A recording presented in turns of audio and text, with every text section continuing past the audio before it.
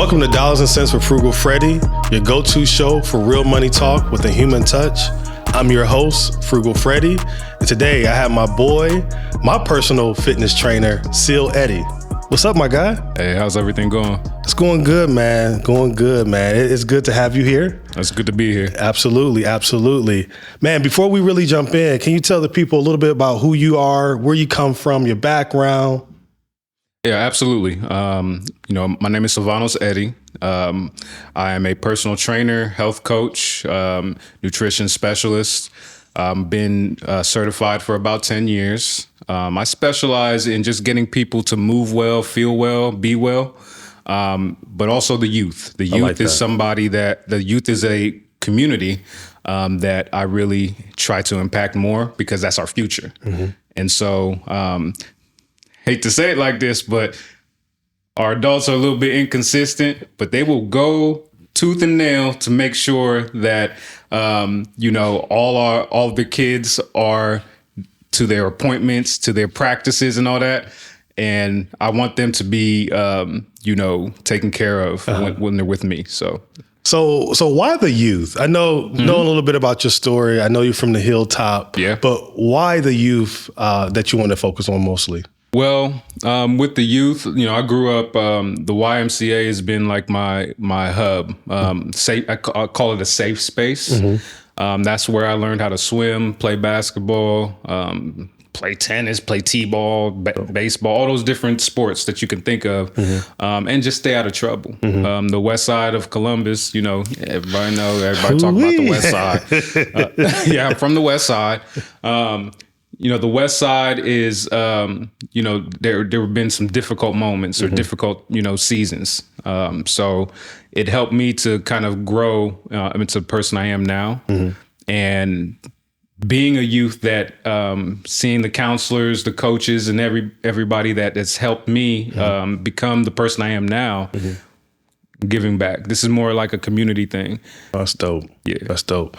And when you say giving back from just a fitness standpoint, pouring into the kids, but you still train adults, right? Yes, I do. Okay.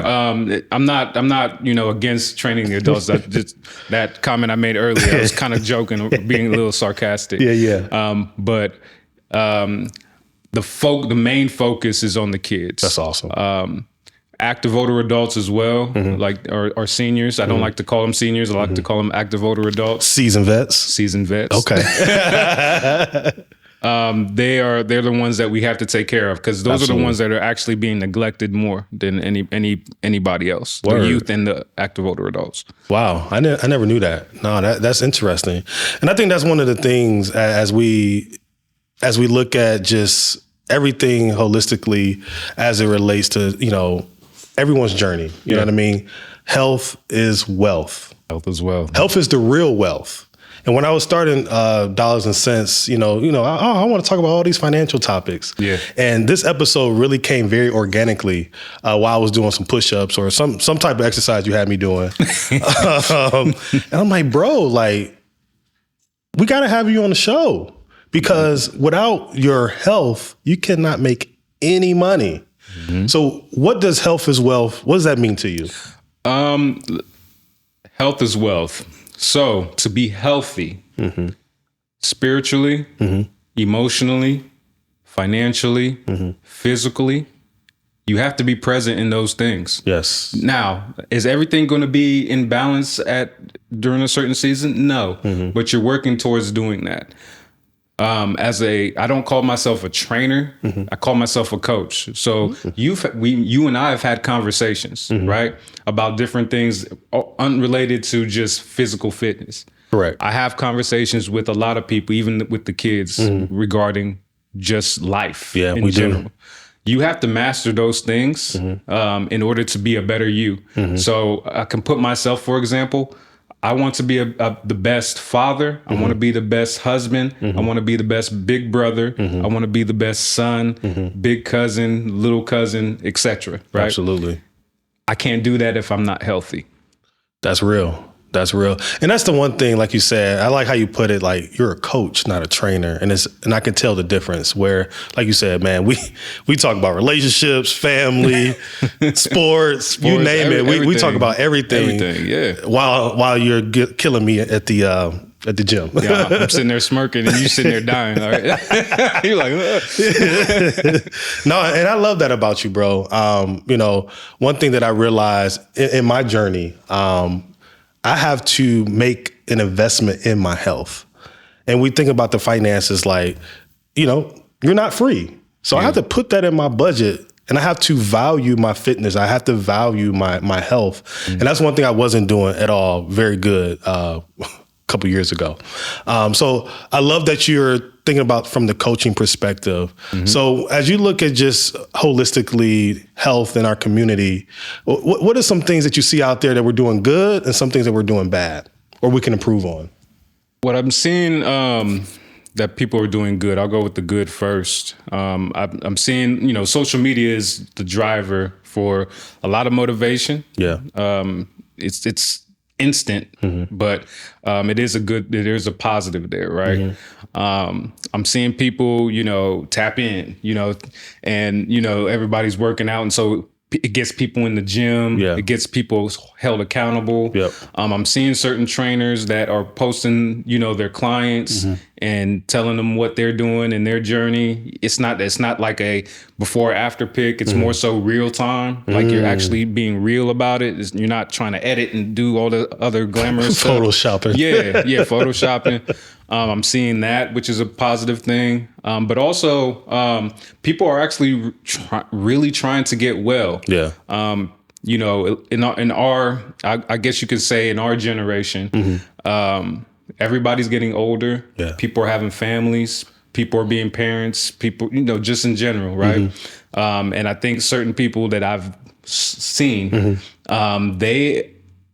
It's like a mm-hmm. this is what's happening. Mm-hmm. Like I need to get myself better. Uh-huh. And those moments happen, and you're seeing that because everybody loves to post and yes, we post do their journey, yeah, right? Yes, we and do. So that's the good thing. Mm-hmm. The bad thing I see is comparison. Comparison is a thief of joy. That cliche saying, right? Yeah. Comparison is a thief of joy. Yeah. You see people that, I'm calling you out, influencers. I hate the influencers. I've seen people at the gym that will do one exercise and they'll lift some stupid amount of weight, mm-hmm. rack it, not even put the weights away. Just one. And just for the gram. Wow. I've seen that. Uh-huh. Or just do maybe 2 rounds of a certain workout and leave. Wow. So you're placing like a false persona, mm-hmm. right? People are getting a lot of. It's not. I'm not saying it. I guess it's a bad thing, but mm-hmm. whatever you want for yourself. Mm-hmm. But the inorganic way of augmenting your body, right? Yeah. That's been kind of popularized. You talking about BBLs? Yeah. Okay. Yeah. You didn't work for that. You paid for it. Men and women are getting BBLs. There's sweat equity and check equity. I hate to say it like that. Check equity. I like that. Check equity. You got to pay. You're right. I like that. Yeah. I never heard of that before. Yeah, man. But I'm seeing a lot of that. Mm-hmm. But that comparison. Yeah. Somebody could, augment their body in a certain way mm-hmm. and then post something online. And it looks perfect. Yeah. And somebody's like, oh, I'm going to look like that. Yeah. No, your body is designed the way God made it for you. You're right. Once you put your full effort in and mm-hmm. put in the work, you're going to look exactly how God wants you to be in yourself. I like that. I like how you call out the comparison piece. I have a quick story. So me and Sylvanus, my daughter, was watching the Super Bowl. Yeah. And, Usher was performing. He was killing it. He took his shirt off. And Sylvanus was like, he looked like you, Daddy. I don't look like Usher with my shirt off at all.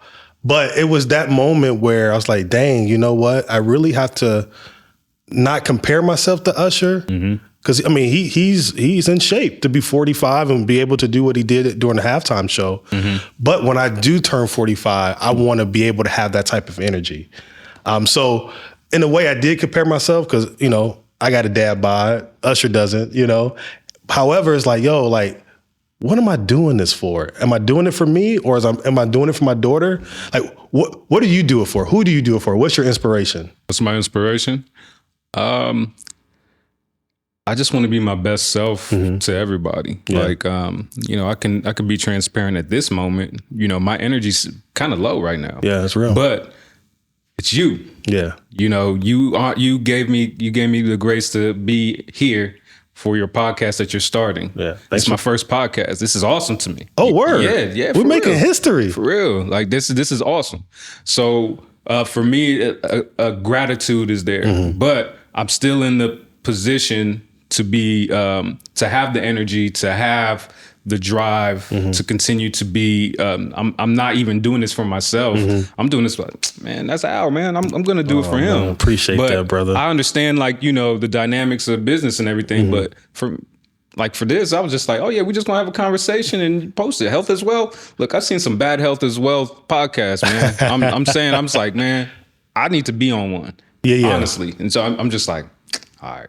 And I would say the world needs to hear your story. The world needs to hear what you have to say. And I get a lot of your wisdom just when we meet 3 days a week, 7:30 in the morning. Yep. If I'm late, I got to do the burpees for every minute. Every minute I'm late, I got to do a burpee. Hey, if you're going to be a client of mine, every minute is one burpee. And I'm late every time. Yep. Just let y'all know. That's how it go. And I love that because that's the accountability that I needed. You know what I mean? And, I know we talked about this, man. I've had my fair share of health things that I had to navigate through. Yep. One of which was high blood pressure. And one thing that I learned, it had everything to do with my diet. Yeah. It had everything to do with what in my life, what I control, the stress, being a father, working, business, all that. We're going to talk about that. Yeah, man, let's talk about it. So when you hear that, like, especially as a Black man, how can we get better with our health? It starts with managing your stress in the right way. I'm a perfect example of that.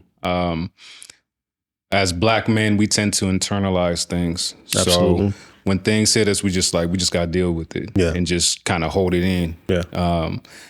And I think that's been our detriment to our health as much. So as anything is what I've seen, honestly.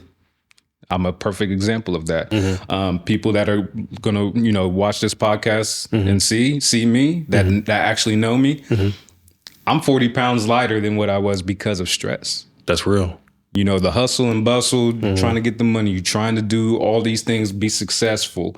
You're raising the child, your father, big brother, husband. Yeah. Those different dynamics that come in, you have to manage those things. Yeah. Certain things you have to do that you don't want to do, but you do it. Certain things come at you that as unexpected. We have to deal with that. Yeah. But how do we handle it appropriately? Yeah. I think that's the one thing that it hit me. This is the first time, like, out of I'm 40. I'm 40. Damn, it's crazy to say. I'm 40. Yeah. Yes, I'm 40. Happy birthday, brother. Hey, 40 is young, life, man. More 40 life, is young, man. More life. Yeah. Hey, it's 40 is the new 30. No, man. Oh, go ahead. No, go ahead. I think that's the thing, man. Like, giving life, you just turning 40. What does that mean to you now? And I know we're going to talk about a little bit of why you're 40 pounds lighter. Man, that's crazy. 40 pounds lighter and you just turned. I'm 40. That's crazy. That's crazy. Wow. So what does 40 mean to you now? 40 means another year of longevity, another year of God giving me the grace to keep moving forward. Another year of me being the father, the husband, the friend. People care. Yeah. Community is everything to me. Right. So for me to be part of, honestly, just being in the world and being able to continue my purpose, that is a gift that you can't take away or take for granted. Yeah, man. And that's crazy, man. And, you know, out there on social media, you know, when you turn 40, you're getting old. But no, man, I think, especially as men, when we hit, from what I understand, when we hit our 40s, that's when we really start to ascend. We're more in our purpose. We're making even bigger impact in the community. We're like submitting our family, you know, raising our kids, developing deeper relationships with our spouse. So I love that for you, man. You know, 40. Different perspective. Yeah. You know, I don't want to create like an anxiety mindset of it, but there's a sense of urgency as far as the goals that I have now. So I'm going to be a little more aggressive, but now being through what I went through, and again, we'll talk about that during the podcast, is I have a plan. I don't want to say I'm selfish right now, but it's me first because I have to, you know how they say in the airplane, you have to put your own oxygen mask on first in order to take care of everybody else, like the kids. That's what I'm doing right now. Yeah. That's the process. And you can't pour from an empty cup. You can't. You know? You can't. And that's the thing, man. You know, we talk about this a lot, you know, as men, as fathers, that we have to take care of ourselves first. Absolutely. So let's hop into it. I know one of the things, so we've been at this fitness thing for a couple years. Yeah. Sometimes I'm there, then I like take a break, like a year break, and then come back around. So I came back around this year, in December. And then I didn't know what you were going through. I know we were texting here and there, and we haven't seen each other in quite some time. And, you know, the first day I came back in December, I did see that you were smaller. So I'm, oh, man, Syl might be just being lean. And I never knew, I didn't know what you were going through. So can you kind of talk about that? Like, what happened, you know, your feelings, your thoughts, all around that? Man, how can we start? Stress. Being a father. I think that was the beginning of it. It's not to blame or anything on anybody. Like I'll never blame my son. Like, oh, you caused me the stress, right? But it's a responsibility that I took pride in, and I think it's a responsibility that also I kind of took I was hyperactive with it. And so every little thing that I did wrong, I took it to heart. Ooh, yeah. That's one part, being a husband. Yeah. I'll tell you this. Listen. Hey, walk that line carefully, bro. No. It takes work. Yes, that's what I'm going to tell everybody. Yeah. It takes work to be in a marriage. You can't just... Everybody's going to grow in a different way as you get older. Things are going to change. Mindsets are going to change. You have to understand that. You have to be present. Yes. You have to be present. Yes. When you have two entrepreneurs in the house, that creates an extra layer of pressure that I don't think if anybody's two household, like two parents and two, mother, father, mother, all those things. That's tough. Being two entrepreneurs, like there's pressure. Yeah. Because you have to create your income. And if you don't hit your goals, there's some stress there. Yeah. I think for me being an entrepreneur for, the last, 5+ years, I internalized a lot of that too. That's real. My wife did that as well. She internalized the stuff on her own. And so it's like a pressure cooker almost. You don't really see it until it just boils up. Until it explodes. And if you ain't met my son, woo, Malachi. Shout out to Malachi. Scoop. Oh, y'all call him Scoop? Nickname Scoop. Yeah. Hey, shout out to Brittany too. Yeah, shout out to Brittany. How long y'all been married? My better half. Oh, wow. 9 years. We'll be 10 years October. October 11th. Congrats, man. Yeah, man. Yeah, it's a blessing. Yeah. Take it one day at a time. It takes work. It takes work, fellas. It takes work. Work. But you have that. And then my workouts were crazy. You see me on Instagram. You see I was lifting. I was a power lifter. Lifting crazy amount of weight, doing all those things. But when you're the things that I just mentioned as far as my personal life, when you go to the gym, and you're doing the things like thinking this is going to get the stress out, but you're not hydrating enough. You're not eating enough, right? You're not actually putting back all the things in your body. So my body started to basically cannibalize itself. So the medical term is metabolic acidosis. My body became acidic. So really, my kidneys started to act up. So your kidneys, your heart, actually, they communicate with each other. So the kidneys was like, yo, what's going on? Yeah. And the heart is like, hey, so high blood pressure. Wow. They said I had kidney failure at one point. I was like stage 5 kidney disease or whatever. They were like, you may have to be on dialysis. Wow. All these different things, right? That scares the mess out of you because you've never been through that before. Yeah. But all it took was me getting to the hospital. I was there for almost 2 weeks. They put the drip in and all the nutrients and stuff that they had to do, the magnesium, all the electrolytes and stuff to replenish my body and all that. Ended up getting better. That's what's up. It's still a journey because I still got to get the high blood pressure regulated. It's different. This is a whole new journey for me. Yeah. But just lifestyle change now. Yeah. I'm not gonna do like the crazy, CrossFit stuff that I used to do, but I am going to get to the level of shape that I want to be.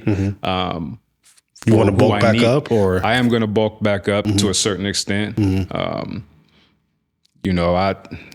don't need to gain all the 40 pounds back because I know how a 140 pound person looks compared to like a 140 pound person looks based on how they work out. They look totally different, right?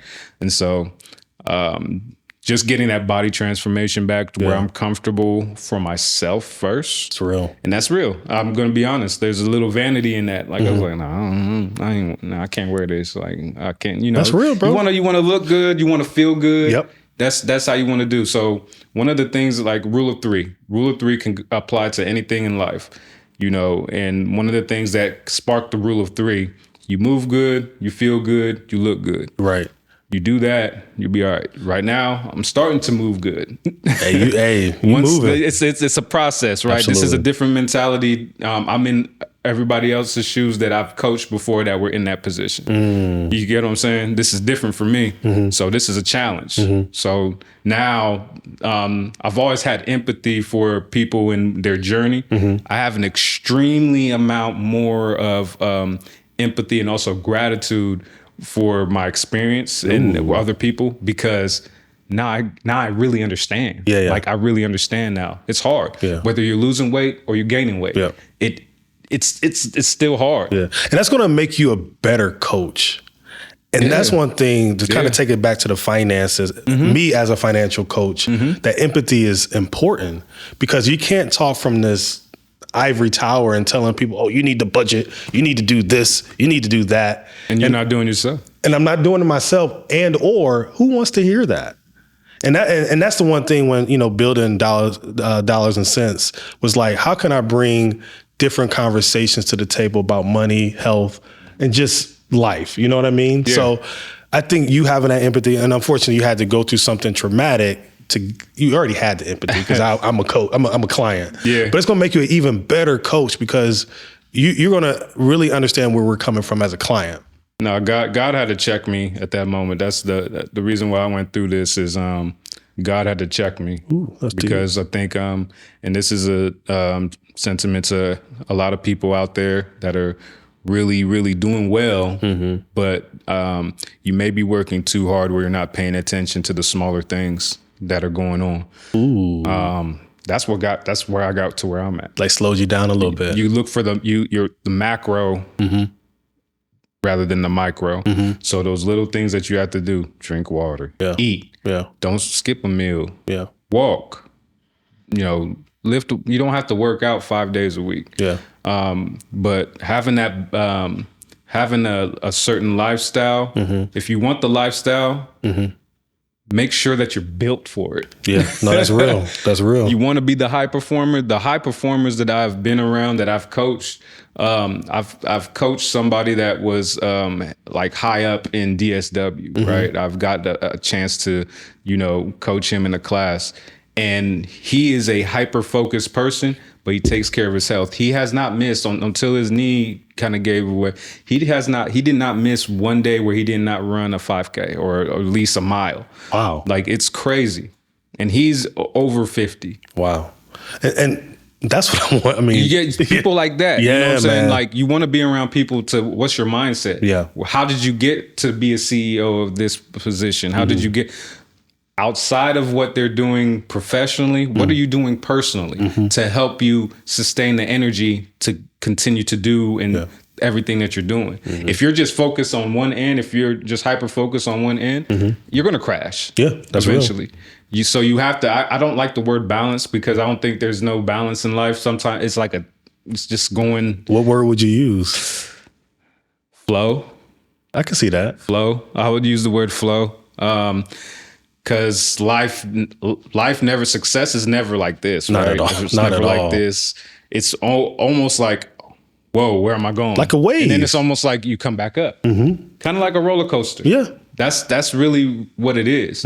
I think people get it misconstrued that, you're going to go this way or this way, or it's either straight up or straight down. Yeah. Nah, there's a gray area you're going to be in, and you're going to be uncomfortable. Yeah. And there's no room to be complacent in any time of your life. You have to really stay moving forward as far as your development, your self-development, which is part of health is wealth. You're right.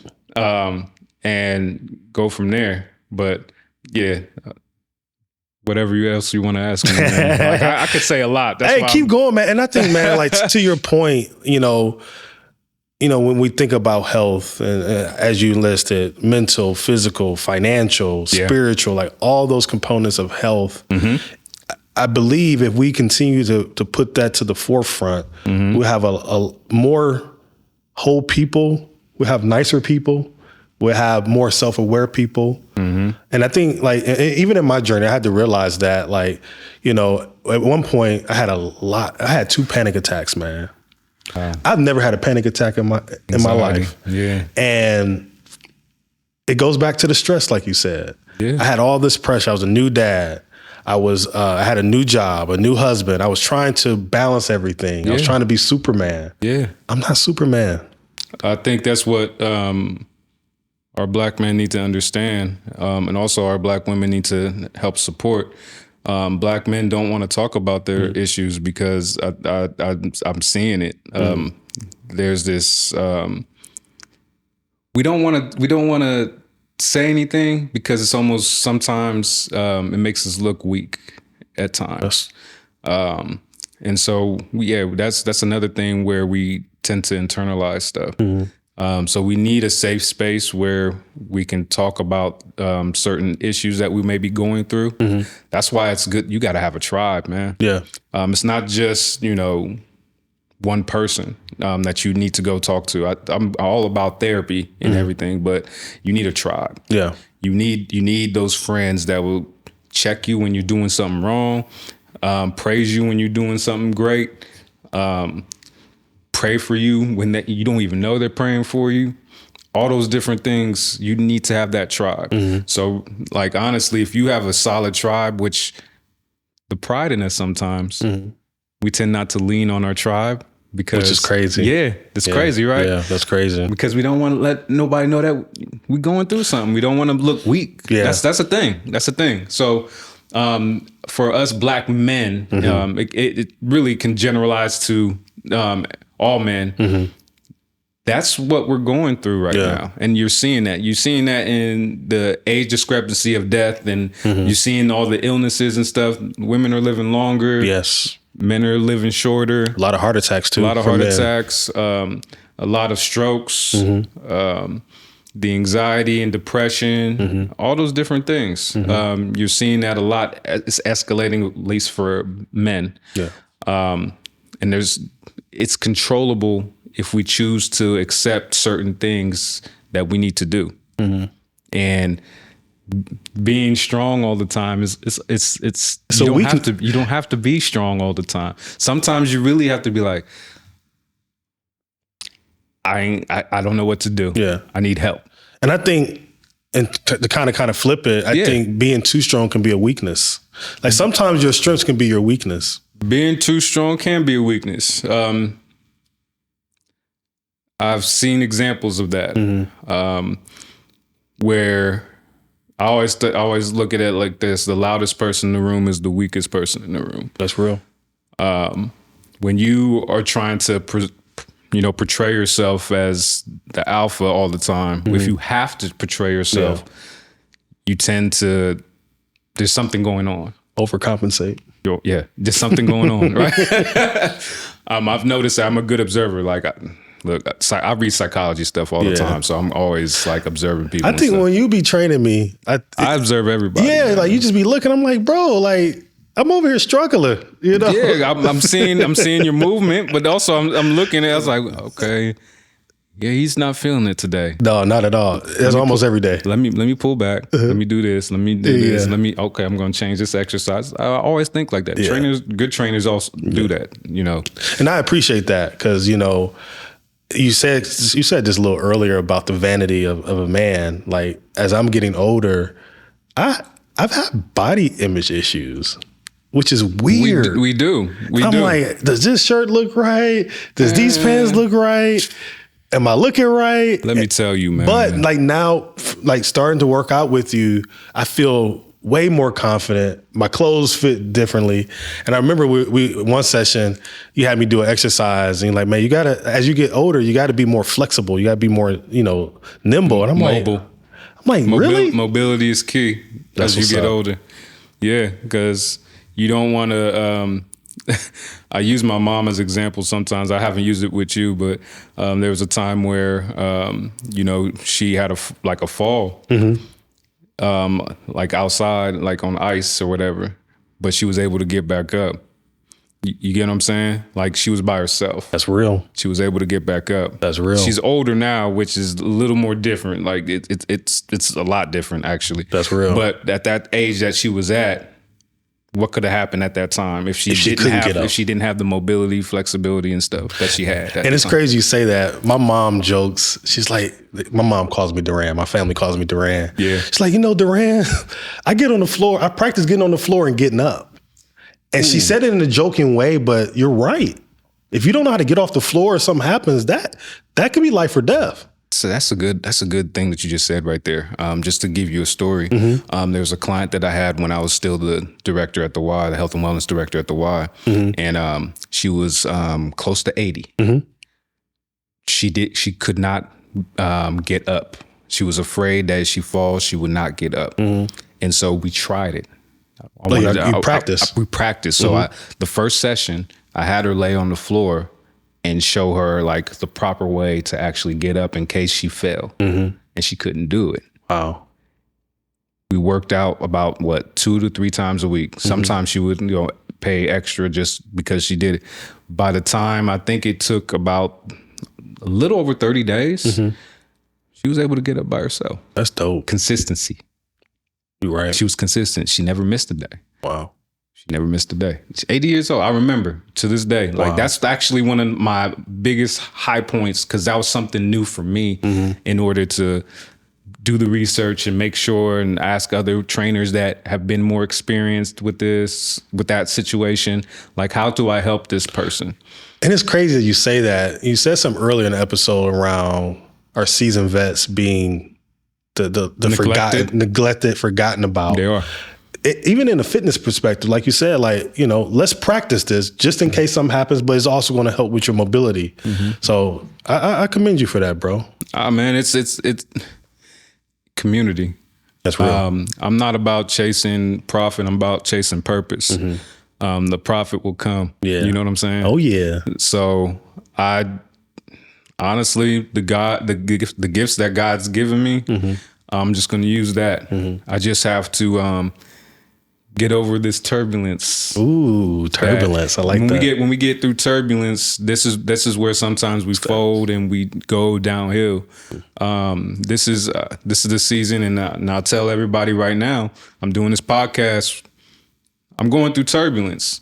Real. But I'm still here. Mm-hmm. I'm still moving forward. Mm-hmm. It's uncomfortable, but you don't grow in comfort. You grow in the uncomfortable moments. So that's what I appreciate you, man, because I know you're a busy man. You're a family man. You got a lot to do, man. I really do appreciate you for showing up. Yes, sir. Like you said, it's turbulent right now, but definitely appreciate that. Yes, sir. Yeah. Hey, man. Hey, family. Hey. All right, we're about to wrap up here soon. Before we do wrap up, what are 3 to 5 things someone can do to improve their health? Move. Mm-hmm. It doesn't matter if you just walk. It doesn't matter if you run, jog. It doesn't matter if you lift weights, but need to move. Mental health. Mm-hmm. How are you strengthening your mental health? Mm-hmm. What are you consuming? That's the thing. The mental health part is really, what are you consuming? What's in your environment? What music you're listening to? What substance are you putting in your body? What shows are you watching? Those type of things actually affect your mental. Who are you hanging around? Yeah. Honestly, yeah. What social media people are you following? Yeah. Those things matter. Then also. Going back to the first part, I'll make this a separate part as well. Strength. Mm-hmm. You got to be strong. Yeah. So lifting something heavy once in a while, it doesn't have to be every day. Yeah. But once or twice a week, you'll feel good. That gets a lot. That gets a lot out, and also you look better too, and feel better. That's what we want. Anything else? I mean, honestly, it's a pleasure. Mm-hmm. I'm grateful that you invited me onto your podcast. Absolutely. I want to say that first. But for everybody that, or that everybody that's listening, please just make sure you focus on yourself first. It's okay. You got to put your mask on first. Mm-hmm. Again, move better, feel better, look better. Rule of 3. If you do those 3 things, I guarantee you don't need a trainer to do it. If you need a trainer, that's where you just give you a push. But you should be able to do that on your own because you're strong enough. And I'm a living example. And to be honest with you, one of the reasons I got back with you, because I knew I was launching Dollars and Cents. I'm like, I don't look fat on camera.